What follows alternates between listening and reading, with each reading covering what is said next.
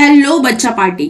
तो आज हम लोग पढ़ने जा रहे हैं क्लासिफिकेशन ऑफ अकाउंट्स। ओके, अभी गोल्डन रूल्स नहीं पढ़ाऊंगी, पहले मैं क्लासिफिकेशन ऑफ अकाउंट्स पढ़ाऊंगी और उसके बाद मैं आपको गोल्डन रूल्स की तरफ अकाउंट्स के लेके जाऊंगी। क्लियर है? तो देखिए, अकाउंट्स आपके दो तरीके के होते हैं, पहला होता है पर्सनल और दूसरा होता है इम्पर्सनल। इस बात को ध्यान रखना। क्लियर? उसके बाद पर्सनल में तीन और तरीके के डिवाइड हो जाते हैं। फर्स्ट होता है नेचुरल पर्सनल, सेकेंड होता है आर्टिफिशियल पर्सनल, थर्ड होता है रिप्रेजेंटेटिव पर्सनल। नेचुरल पर्सनल क्या होता है?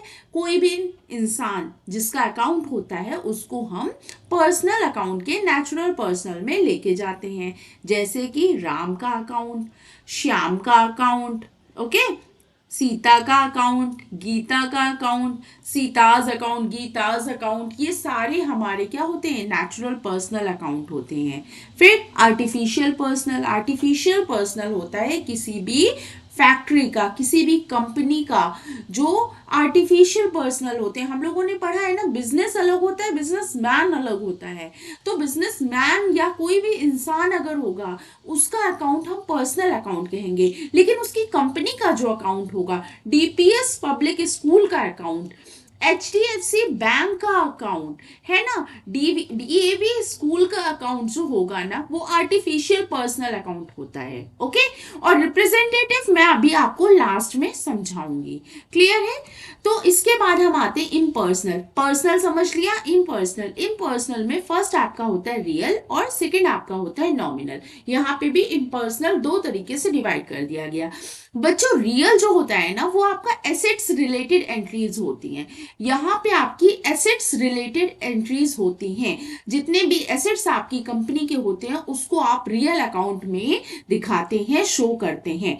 ओके, तो एसेट्स आपके दो तरीके के होते हैं, पहला होता है टेंजिबल और दूसरे होते हैं इंटेंजिबल्स। टेंजिबल एसेट्स जिनको आप टच कर सकते हैं, छू कर सकते हैं, और इंटेंजिबल्स जिनको आप टच नहीं कर सकते हैं।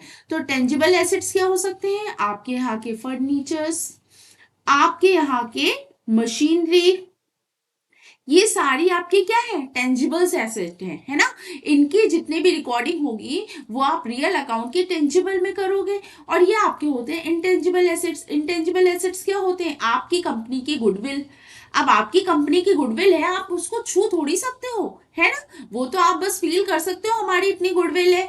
तो ये आपकी गुडविल हो गई। फिर और क्या होता है? पेटेंट्स होते हैं, और क्या हो सकते हैं? कॉपीराइट्स होते हैं, और क्या हो सकता है?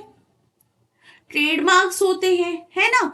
तो ये सारी चीजें हमारी कंपनी की इंटेंजिबल एसेट्स होती हैं। ये हमारी कंपनी की इंटेंजिबल एसेट्स होती हैं और इनको भी हम रिकॉर्ड रियल में करते हैं।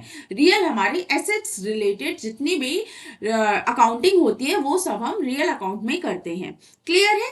अब आता है नॉमिनल। बिजनेस के जितने भी इनकम,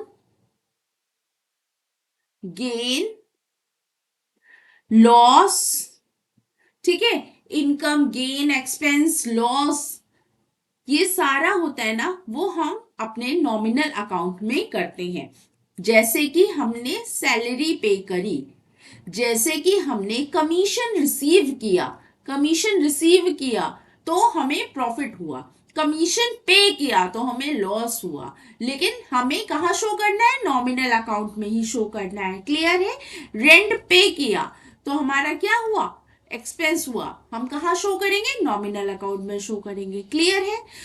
अब हम पढ़ते हैं representative personal account. Representative personal account क्या होता है बच्चों? देखिए, लिखा है यहाँ पे आपके, if any prefix or suffix is places with nominal account it becomes representative personal account। तो कोई भी नॉमिनल अकाउंट, नॉमिनल क्या था? इनकम या एक्सपेंस बताया था मैंने, तो वो क्या है आपका? सैलरी। सैलरी बोला मैंने आपको, रेंट बोला, रेंट, सैलरी के आगे अगर आपने लगा दिया आउटस्टैंडिंग सैलरी, अब आउटस्टैंडिंग सैलरी जो है ना आपकी, वो आपकी रिप्रेजेंटेटिव पर्सनल अकाउंट हो गई। रेंट, प्रीपेड रेंट, पहले से पे कर दिया है रेंट, प्रीपेड रेंट क्या हो गया? रिप्रेजेंटेटिव पर्सनल अकाउंट हो गया। ओके, रिप्रेजेंटेटिव पर्सनल अकाउंट में जाएंगी ये एंट्रीज आपकी। क्लियर है?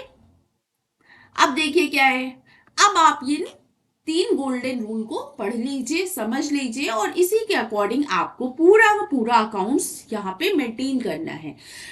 पर्सनल अकाउंट किसी भी पर्सन से रिलेटेड होगा तो debit the receiver, credit the giver. Real account asset से रिलेटेड होता है, डेबिट व्हाट कम्स इन, जो कंपनी में आया है उसको डेबिट करो, जो कंपनी से जा रहा है उसको क्रेडिट कर दो। Debit all expenses and losses, जितने एक्सपेंस और लॉसेस है उनको डेबिट कर दो, जितने इनकम एंड गेन हो रही है उसको क्रेडिट कर दो। ओके, तो ये अब तीन गोल्डन रूल, जब ये क्लासिफिकेशन ऑफ अकाउंट्स आप समझ लोगे तो आपको बहुत अच्छे से क्लियर हो जाएगा और तब जर्नल करने में आपको मजा आएगा।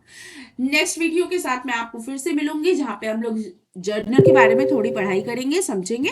तब तक के लिए थैंक यू, बाय बाय।